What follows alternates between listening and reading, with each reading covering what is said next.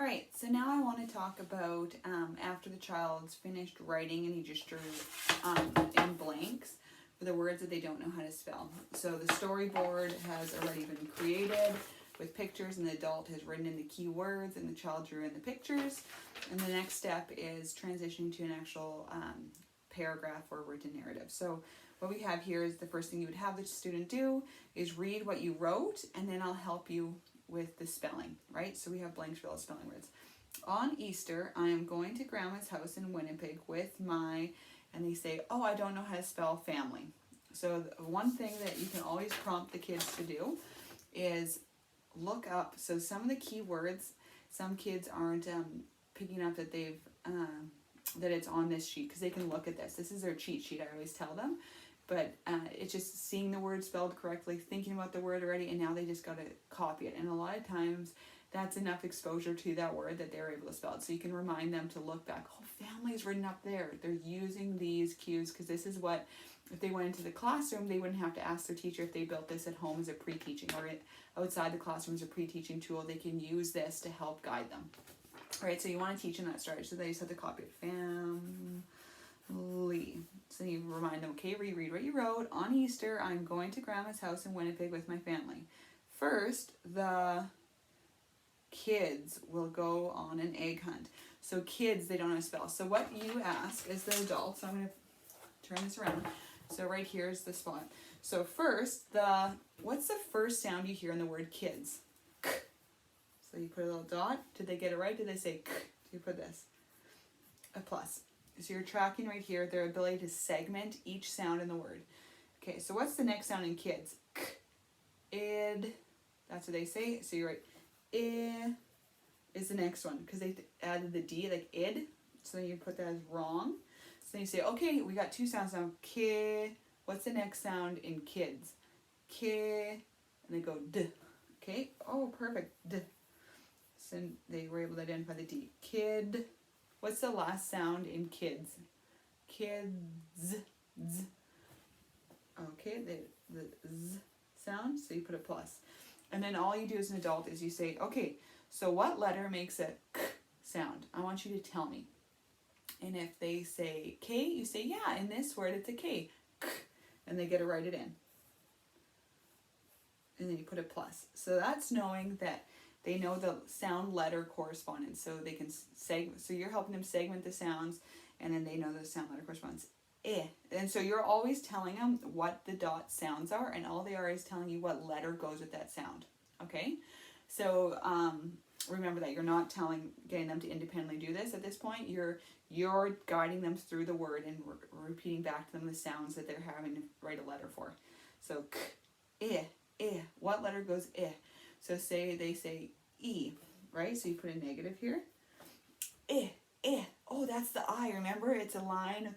The basketball is trying to get the basketball in the hoop. In. So the dot, I always talked about the kids. The dot is a basketball player. The I, he's trying to get it in. So k, So you put a negative, and the kid writes it, and you tell him it's an I, and you teach him, right? You teach that the I makes an I sound. Okay, so k. What letter makes a D sound? And they say D, right? And so they put here, this is how it happens all the time. They say D, but they write a B. And then you can talk about this, right? So you can talk about it in different ways.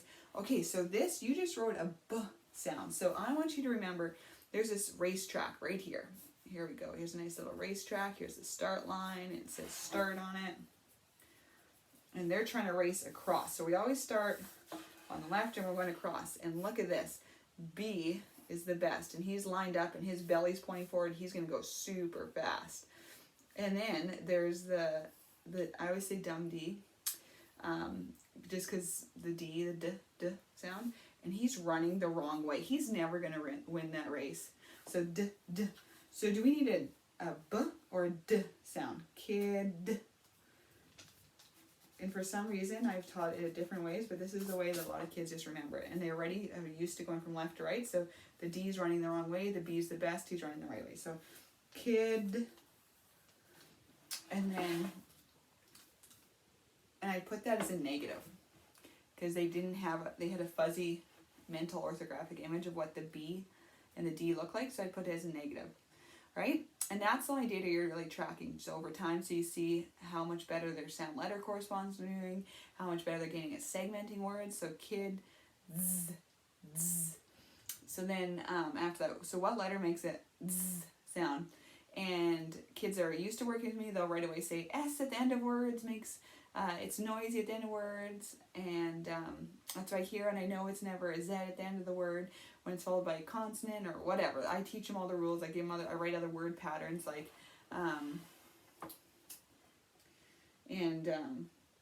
yes. So anyways, I give them different word patterns as well. But anyway, so then you'd say, he says it's an S, and then he writes his S, and that's it. So that's how you help with spelling. And the reason these two skills are very important, because when you go to write a new word, you sound it out and you write the letters that mean something to it. So if you were trying to spell the word brat, you'd go brat. So good language users, written language users will just make the sounds, and they don't have to think about what letter makes this sound. It just comes automatic. So you're teaching those two skills of being able to spell later, but you're teaching them separately because they're weak in those two areas. And you're able to teach and talk about it because they don't have to be held up with their written narrative. It's not taking away too much time from their writing or their ideas, because you already have their ideas and plans here. And now this is just teaching this isolated skill, and that will eventually build independence. So it's never a bad thing to have to teach kids how to spell a word. It's a good thing, actually. They get more practice. Okay, let's finish this. So then after he writes this word, or he or she writes this word, you want them to reread the sentence again. Just the sentence, okay? First, the kids will go on an egg hunt. Then we will have breakfast. So that's the next word. And this is in here, so you remind the kid, oh, use your story. There's a cheat word. Because you want them automatically on their own going back to look at this for their cheat words, because this is going to build them independence in the classroom. All right, it's just a stepping stone, and eventually we'll fade it away, but you want them looking back so they can look back there and make the sounds. And you should encourage them when they're one-on-one with you to make the sounds of the letters as they write it. So if they're looking at breakfast, they can go b, r, e, k, f, e, st. And if they're not doing it, you do it. As they're writing the letters, I want you to make the sounds for them. Okay? So then they reread the sentence again, or that's the end of the sentence, that's fine. Later I will play, with is the next one. With, they do know how to spell it. So what's the first sound you hear in with? They say w. Perfect. What's the next sound with? W. Eh. Okay, good work. With. What's the last sound in with? With. And they say it. Plus. So what letter makes a w sound? They say W. Yeah, that's right. Put a W in there. What's the next sound you hear? The next sound is eh. What letter makes it eh sound? This time they go, yeah, it's your basketball line. He wants to get it in. With. So what letter makes a sound? And they write T. Sorry, that's a plus. And you write in negative. So the T by himself goes t, but the TH together, they go. All right? So you just teach them. And that's it. With. So that's how you track the data. So over time. Okay, so later I will play with my cousins at the park. So the same thing with the segment again. You want to get them to segment each sound. Let's do this one quick. What's the first sound you hear in the word park? P. Good work. What's the next sound you hear in the word park? P. And then you wait. And you're always repeating the sounds that he's already identified, okay? So whatever dots, you're repeating those dots. What's the next thing you hear in the word park? P. And he says, because he has a fuzzy mental orthographic image, and you say, oh no, this one's R. P. R. What's the last sound in park? P. R. And he says, K. Perfect. And what letter makes a P sound? And he says, P. Yeah, right in there. What letter or letters makes a R sound? And some kids will just go like, say R and say, oh no, but in this word, it has two letters. So an R is never by himself when he starts to open up. R, right? So in this word, it's like this, A-R. And you can also draw, like I said before, the word patterns like car, bar, star. They all have that R sound in it. You can show them those word patterns right here.